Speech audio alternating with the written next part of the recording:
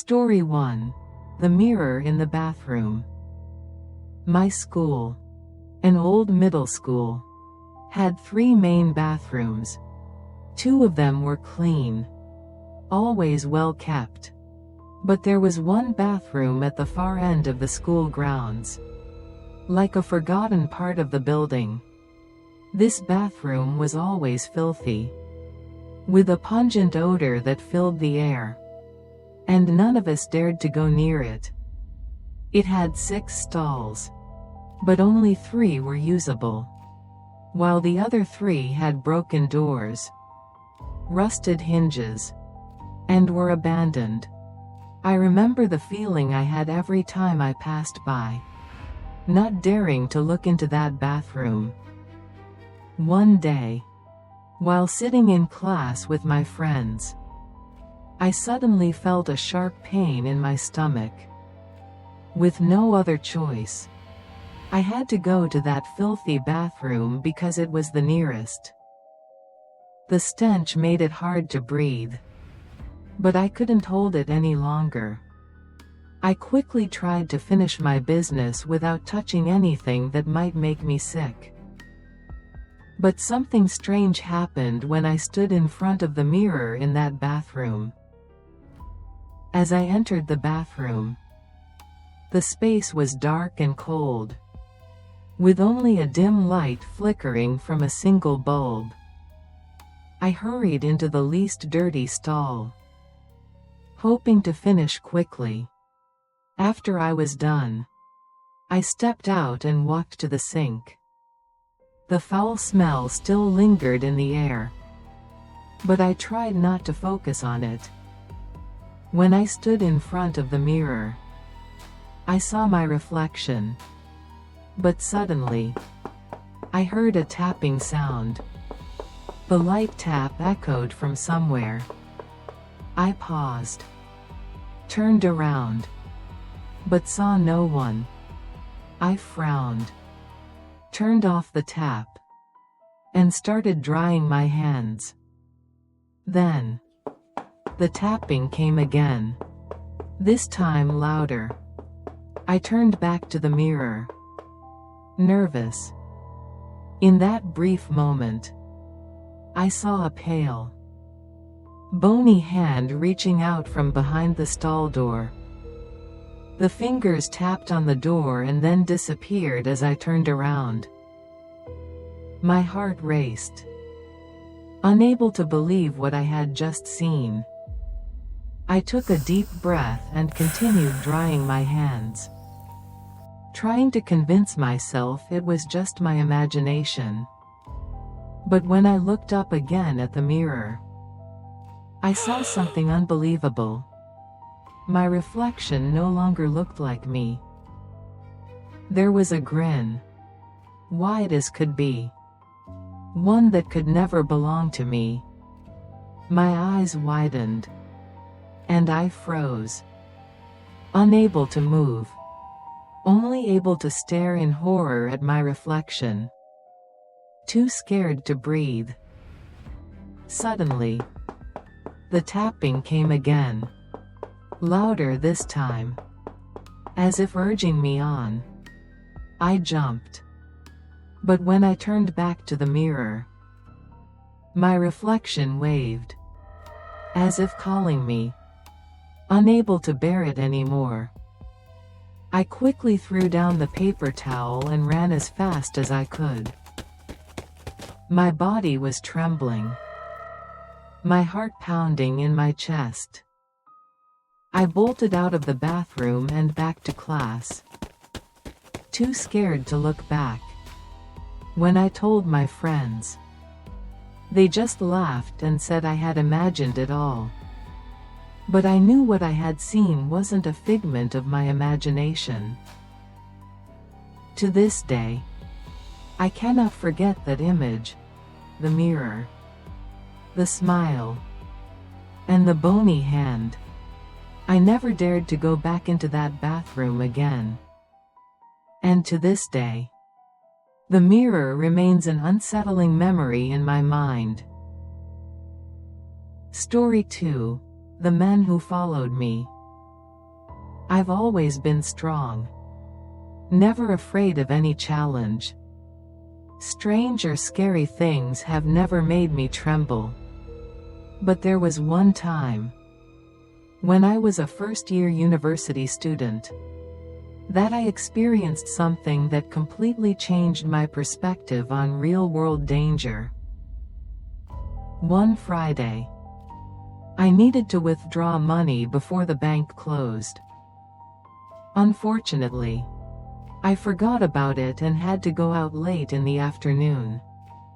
I locked my apartment and walked to my car.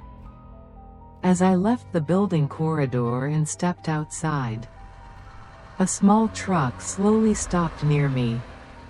Inside the truck were two men, one muscular and the other a thin, glasses-wearing man. They started making crude comments, making me feel extremely uncomfortable. But when I looked into their eyes, an uneasy feeling suddenly surged within me. My stomach churned as a warning sign, telling me something was wrong. I realized I was in a very dangerous situation. The muscular man opened the truck door and called me over, telling me I was beautiful and asking me to come talk to them in the car. I didn't want to get any closer. Didn't want them to know what kind of car I drove. And especially didn't want to go back to my apartment because if they figured out where I lived, I wouldn't be able to escape. I decided to keep walking toward the office building, hoping to find safety among other people. But they kept following me, continuing with their suggestive remarks. The farther I walked, the more it felt like I was being hunted. An indescribable tension kept building up inside me. As I neared the office, the thin man started pulling out a bag from the backseat of the truck. It was filled with shoes. Shoes. Hundreds of shoes. Children's shoes. Women's high heels. Men's shoes. I looked at these shoes and felt a chill run down my spine. I realized these weren't just ordinary shoes. The owners of them could be the victims they had kidnapped. My body went numb, and a terrifying sensation flooded over me. I couldn't take it any longer. I screamed and turned to run toward the office, where I found safety. They chased me for a short distance, but I managed to get inside and lock the door. I quickly called the police, and they arrived shortly after. Although I couldn't be sure if those shoes really belonged to kidnapped victims, I decided never to go back to that apartment. A few days later, I saw that truck parked outside my building again. I couldn't believe my eyes. They hadn't given up. I quickly moved out and never returned, hoping those men would be caught. But every time I remember those shoes, I can't help but wonder, were they really the belongings of people who had mysteriously disappeared? Story 3. The Strange Bus Ride. It was a late night, around midnight, when I boarded a bus to go to my grandmother's house. I had spent the entire day trying to find a bus, but all the routes were crowded. Finally, I managed to catch a ride, but there were only a few people on the bus. The driver, the conductor who collected fares, a couple sitting together, and an elderly woman sitting quietly at the back. The atmosphere inside the bus was cold, silent, like a world detached from the noise outside. The bus passed through empty streets, and I couldn't shake the uneasy feeling that had settled within me for no apparent reason. As the bus passed by a mental hospital, suddenly, a woman in a hospital gown appeared at the side of the road, waving her hand to signal. She had a shaved head and a pale face, her eyes hollow and deep like a ghost. The bus came to a halt right next to her, and everyone inside felt a sense of unease. I felt a cold breeze suddenly blow through the window, causing me to shiver. Despite seeing that the woman seemed unusual, the driver opened the door. But for some reason, he suddenly pressed the accelerator, speeding up and leaving her behind. Without any explanation, he just stared at the rearview mirror, his face filled with fear that he couldn't hide. A chilling feeling suddenly engulfed the space inside the bus. Curious, asked the driver, "Why didn't you let her on the bus?" The driver hesitated, his voice trembling. "She's not a normal woman. She is something else." His answer made me even more confused. But before I could think more, I turned my gaze to the rearview mirror. What I saw made me unable to believe my eyes. The woman was no longer standing there. She had started running after the bus, but not like a normal person. She was moving with an unimaginable speed, so fast that I couldn't make out her face. But I could see her dress was covered in blood, with fresh blood splattering with each step she took. She looked like a shadow, her eyes pitch black and lifeless. "Faster. She's almost catching up," the driver yelled, his voice full of panic. I could feel the tension in the air. The people in the bus started to breathe heavily, exchanging worried glances, but no one dared to speak. Suddenly, I heard a strange sound. The woman suddenly leapt up from outside the window. A bizarre jump, as if she wasn't human. She launched herself into the bus, her eyes wide open, her mouth twisted into a grotesque smile. Her every step froze me in place. With a powerful leap, she landed inside the bus, standing right in front of me. That was the moment I would never forget. Her face was bruised, covered in grotesque wounds, and her sharp teeth were bared like a predator. Her mouth stretched into a wide, crazed grin. Her pitch black, lifeless eyes locked onto mine, making my heart stop. The people on the bus started screaming, panicking. A woman sitting near the door threw her purse at the woman, but it had no effect. The woman remained standing, her smile twisted. Everyone in the bus was horrified. Some bowed their heads. Others looked out the window, too scared to look back. A few people stood up, but no one dared to approach her. I was paralyzed, unable to move. Finally, she was struck by a strong blow that caused her to fall out of the bus. But when I looked through the window, I saw her get up, staring at me and grinning maniacally. I could definitely feel her gaze, an intense, defiant look, as if she were saying she wouldn't let go. The bus finally reached the station. and everyone hurried off. They quickly paid and ran out, not daring to look back at the bus.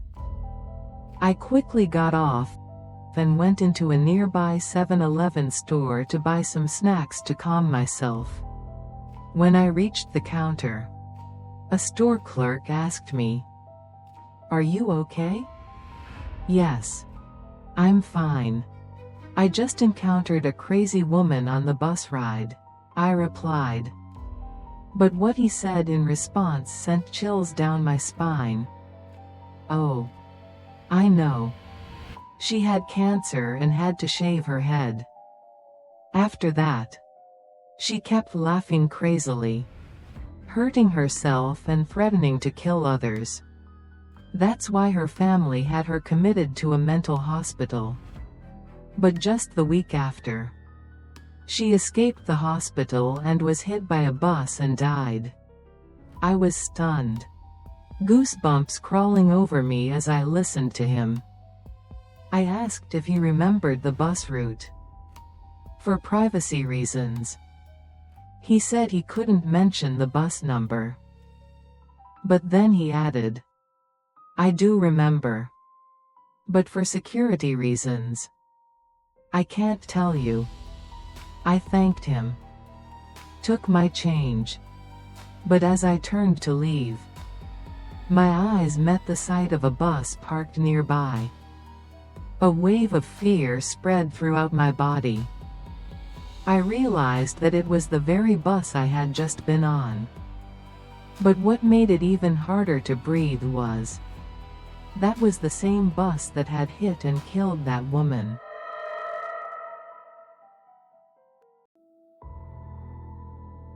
Story 4. The Clown Intruder.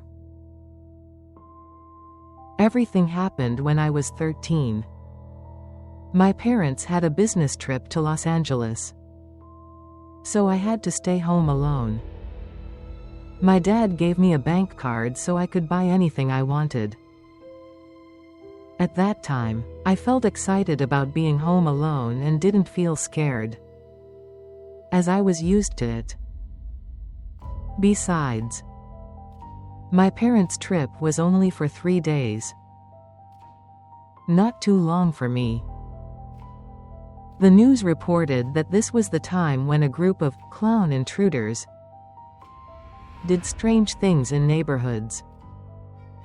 But they never came to our hillside area because it was quiet, with few people passing by, especially near a forest. My house had a low fence, and anyone could easily climb over and look inside. My family didn't think much about it, as the area we lived in was very safe. It was around 6 p.m., and it was already dark because of the winter. My house had a glass room at the back, which we called the greenhouse. It led directly to the garden and was right next to the kitchen. I felt hungry, so I went to the fridge to grab some snacks and returned to the living room to continue watching TV. The roof was made of tempered glass, so any sound falling on it could be clearly heard, even the smallest drop of water. That night, it rained heavily, and I couldn't hear any sounds other than the rain falling on the roof. A few minutes later, I felt sleepy, so I decided to go upstairs to bed, preparing to check my phone and scroll through Facebook. Suddenly, I heard a loud noise from downstairs. It really startled me. Although scared, I decided to go down the stairs to check because I thought nothing would happen. I stepped out of my room, down the stairs, and looked into the hallway. The whole area was pitch black, but I knew someone was standing there. I saw a shadowy figure in black, So I quickly went back to my room, trying not to make any noise. Shortly after, I heard footsteps moving around the living room. I immediately whispered to the police, telling them I needed urgent help as soon as possible. Suddenly, I sneezed in panic and ran into the bathroom, the only room that had a lock. As I ran in, the man quickly came upstairs, trying to open the door. I tried not to cry and kept calm. On the bathroom door, there was a small frosted glass window, but I could still see everything outside, even if it was just blurry. I could clearly see that the man had green hair, no nose, wore very strange clothes, and was holding a large knife. With no other option, I quickly opened the large bathroom window and jumped out. I slid off the glass roof and fell onto the concrete ground. But I didn't feel any pain because fear had completely overtaken me. I quickly ran to the fence and heard the sound of police cars. They entered my house shortly after and caught the man. I felt very scared and shaky, but I was relieved that the ordeal was over. The police car contacted my parents, and they rushed home to meet me and confirmed that I was safe. From then on, I never stayed home alone again. The crazy man in the strange outfit was sentenced to several years in prison for child molestation and attempted murder. Story 5. The Knocking in the Attic. I signed the contract for the 2-story wooden house on the outskirts of H1 misty October afternoon, when thin fog draped the cobblestone roads.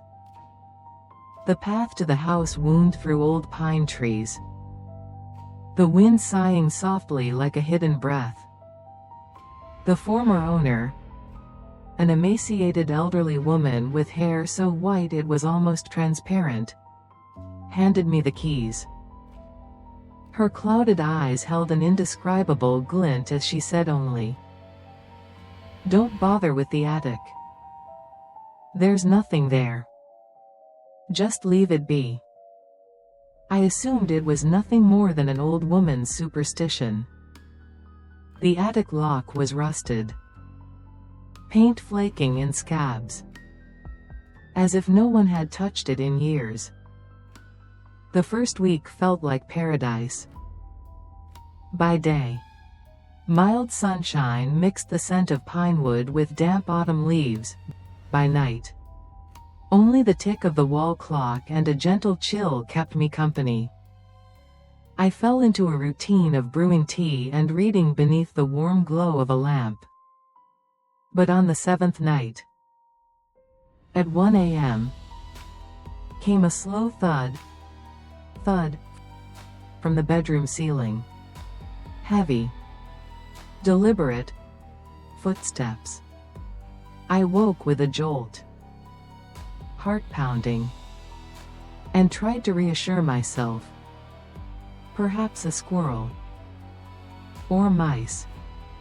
The next night the sound returned, longer, rhythmic, then stopped directly above my bed. In the stillness I heard a hoarse, dragging breath, like lungs pulling in air through grit.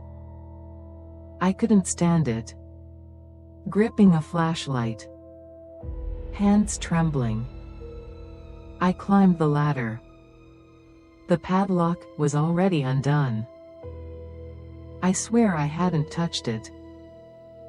The attic door gaped a narrow crack. Darkness thick as tar. The smell of long damp timber seeping out. I swept the beam across, only drifting dust. A few cardboard boxes. Cobwebs quivering. No footprints. No sound. As I reached to pull the door shut, an icy draft brushed the back of my neck, and a whisper rasped right beside my ear. Unmistakably clear. "Don't close the door." I spun around. The stairs were empty. Next morning I hired a locksmith, replaced the lock, and added an interior latch. I even installed a security camera in the living room, thinking I'd finally rest easy. But that night, at 2:12 a.m., my phone lit up despite being powered off. On the screen appeared a 7-second recording. Slow footsteps and a low, gravelly voice. "I told you not to close the door." The following day I came home to find the attic door ajar, though I had locked it tight that morning. My keys were still in my coat pocket. On the thick dust of the floor stretched a line of long, narrow footprints. I wiped them away. Yet the next morning they reappeared, perfectly aligned, as if someone had set them there on purpose. On the third night, the scent of burnt candles and wilted lavender drifted down the staircase. The wind chime on the porch tinkled though the air was still. The knocking above began to quicken, like the giant heartbeat of the house itself. I turned on every light. It only made the darkness in the attic hatch seem deeper. As I stared upward, the narrow gap appeared to widen, bit by bit, like a silent mouth inviting me in. Seeking answers, I visited the oldest neighbor, the grocer at the end of the lane. When she heard the address, she froze, then whispered, "Someone disappeared in that house long ago. Police said they must have run off. But folks here believe their spirit never left the attic." Her eyes held pity and warning. I forced a smile, but a weight settled in my chest. On the fifth night, exactly 3 a.m., every light in the house died at once. Darkness swallowed everything. My phone vibrated with a message from no number. "Don't go. The door is open." Clutching my flashlight, I crept toward the stairs. Shaking, the attic door stood wide. From within, a shadow swept past like a sudden gust, leaving a raspy laugh that echoed through the house. An icy chill rushed over me as if someone had walked straight through my body. I bolted outside, shivering in the fog until dawn. When I finally dared to return, the attic door was closed tight, the new lock gleaming as though untouched. I never slept there again. The next day I moved out, abandoning all my belongings. Months later, the real estate agent texted, "Did you ever hear knocking at night? The new owners complain they can't sleep." They even recorded sounds, footsteps, and a whisper. I didn't reply, but whenever I think back, I can still hear the slow thud, thud, like someone patiently counting my breaths, waiting for the day I come home.